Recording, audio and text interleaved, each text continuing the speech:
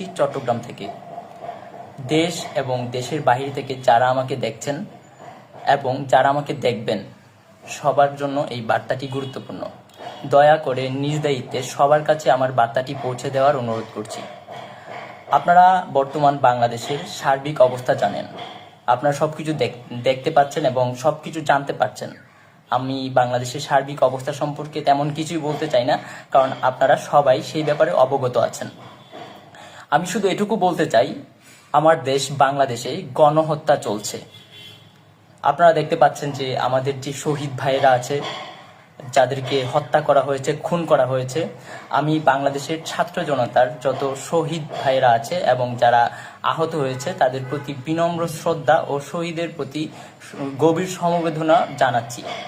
সরকারের কংক্রিটের জন্য মায়া কান্না ও শহীদদের আহতদের জঙ্গি, বিএনপি ও জামাত শিবির টেক দিয়ে হত্যাকাণ্ডকে জায়েজ করার তীব্র সমালোচনা জানাচ্ছি।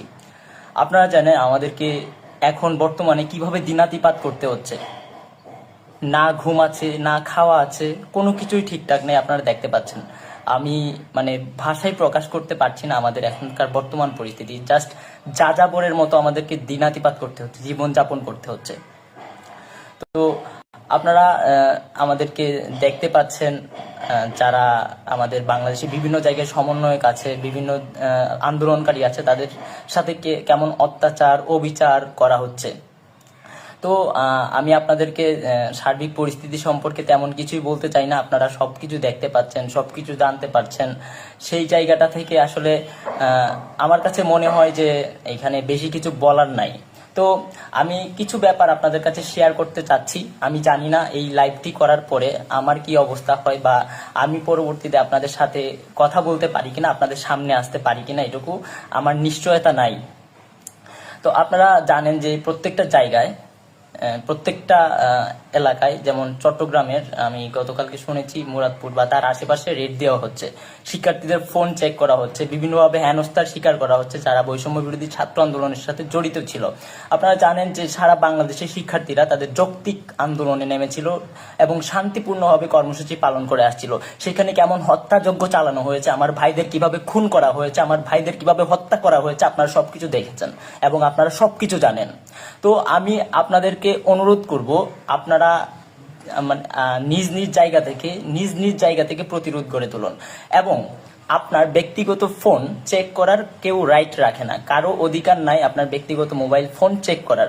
তো সেই জায়গাটায় যদি আপনাদেরকে বা আপনার ফোন কেউ চেক করতে চায়, আমি বলবো আপনারা দেশবাসীর কাছে আমার অনুরোধ থাকবে, আপনারা প্রত্যেকটা জায়গায়, প্রত্যেকটা বিল্ডিং এ, প্রত্যেকটা মহল্লায়, বাংলাদেশের প্রত্যেকটা আনাচে কানাচে আপনারা প্রতিরোধ গড়ে তুলুন এবং সবাই ঐক্যবদ্ধ হন।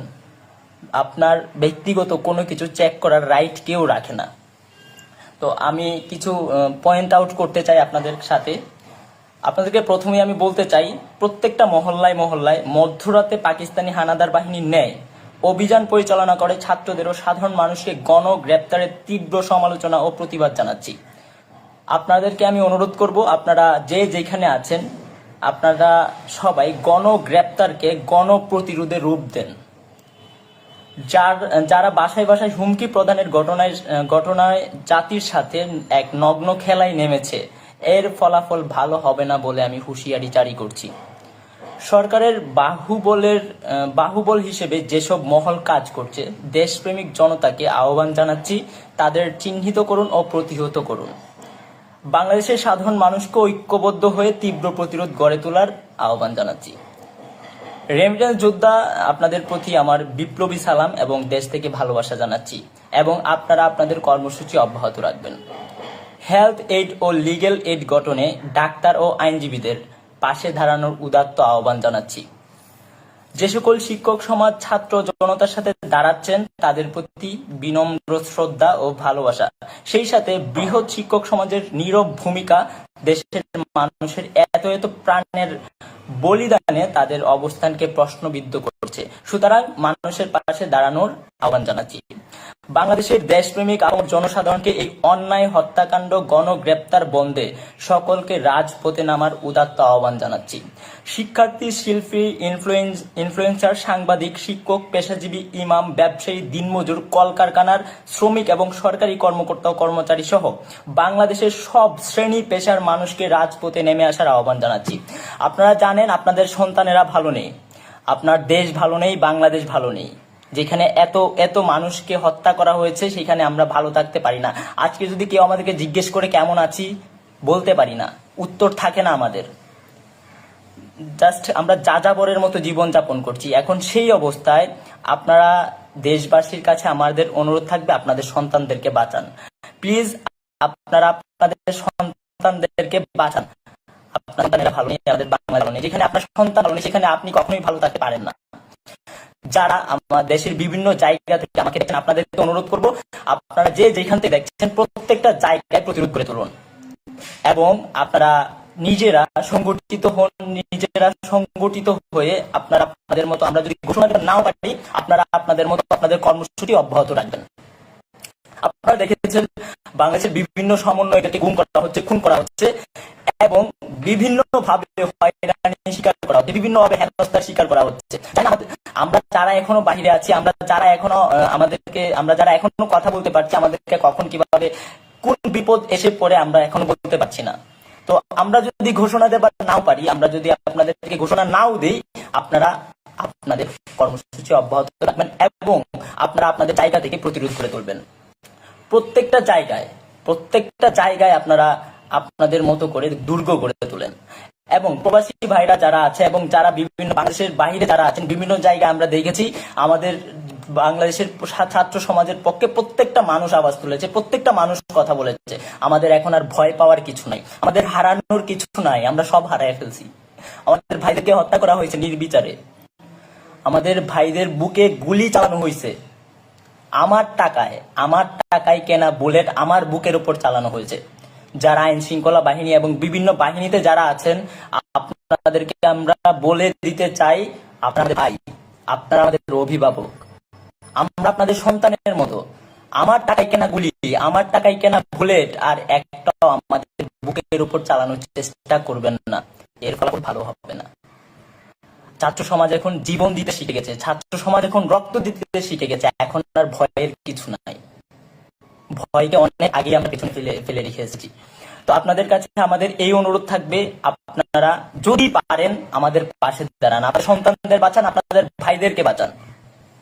এভাবে অমানুষের পরিচয় দিবেন না। দেশবাসী আপনাদেরকে ভরসা করে, সেই ভরসার জায়গাটা নিয়ে কতদিন পরে ফিরে যাবে, কিন্তু আপনাদেরকে এখনো অনুরোধ করছি, আপনারা আমাদের পাশে দাঁড়ান, বোঝার চেষ্টা করেন, আমাদের কথাগুলো শুনেন। আমরা যদি আপনারা জানেন যে 17 বছরের শিশুকে আজকে রিমান্ড দেওয়া হয়েছে, যেটা মানবাধিকার লঙ্ঘন। আমরা কোথায় বাস করছি, আমাদের সাথে কি চলছে, আপনারা সেটা ইতিমধ্যে জেনে গেছেন। আপনারা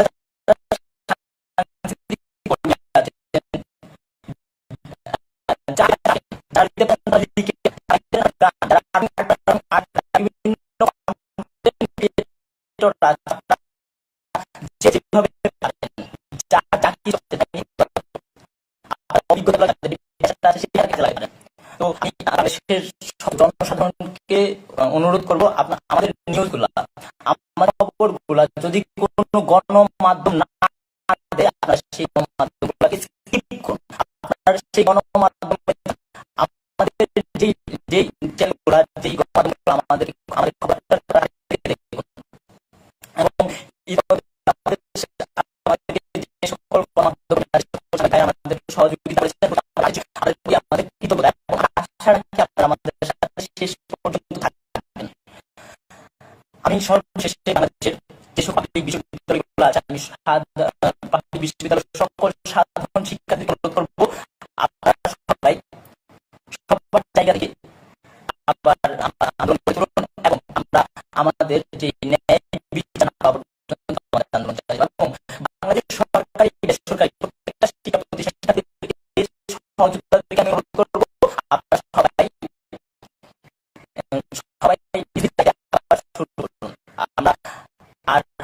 যদি একবার হেরে যাই, যদি একবার হেরে যাই আর দাঁড়াতে পারবো না। এখন যদি ভয় পাই আমাদেরকে আর দাঁড়াতে দিবেন না।